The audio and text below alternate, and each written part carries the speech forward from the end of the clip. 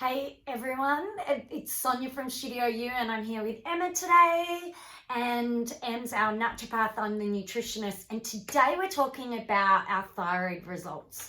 We're going to talk about Em's. So I was really lucky, all my thyroid results, including my autoimmune markers for thyroid, came back perfect. Yeah, lucky you. Yeah.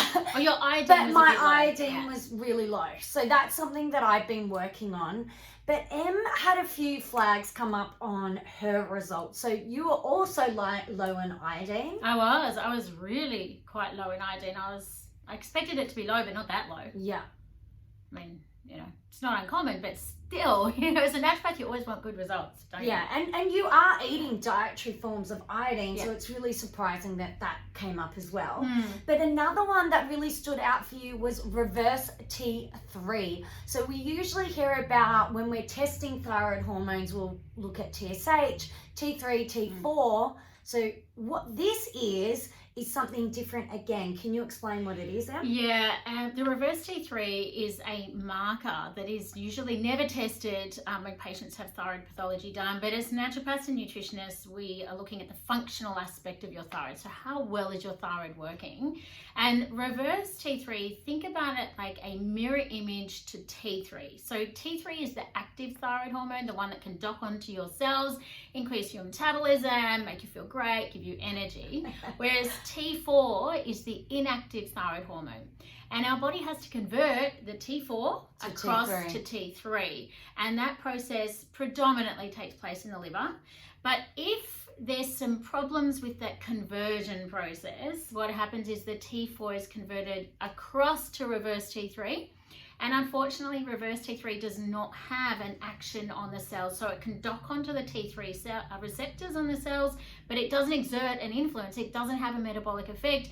It just blocks the receptor and stops the active T3 from binding to the receptor and having that effect that we love from the thyroid. Yeah. So we know there are certain things that directly influence our reverse T3, and one of them is high cortisol and stress. Yeah. And so we've had a lot of that. We're still going through it at the moment as well. So absolutely. I wonder if there's those COVID curves, but maybe there's some thyroid component that people could be experiencing as well, Em. Yeah, for sure. So high cortisol sort of shuts down or lowers the conversion of that T4 to the active T3. And I think that stress is a big part of that for many people. So I think that, the COVID curves definitely could be because everyone has maybe slightly higher levels of reverse T3 because their cortisol levels are so high. Yeah. And I think for me, my stress levels have definitely been higher over the last 4 months. And that's probably contributing to my, reverse T3 issue.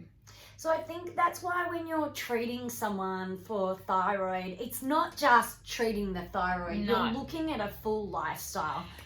Yeah, exactly. That's right. And we've also got to think about the fact that inflammation also can lower that conversion from T4 across to T3 and therefore increase reverse T3. So inflammation is, it's everywhere. It's the seed of all chronic diseases. And I think it doesn't mean that you have to be in pain to experience inflammation. Yeah. Chronic low levels of inflammation definitely have a negative effect on the body. So inflammation is another key driver for reverse T3 issues. So if you've had your thyroid tested, but you're still feeling like there's something not quite right, if you need some help to kind of dig into what's going on for you, shoot us a message and we can support you.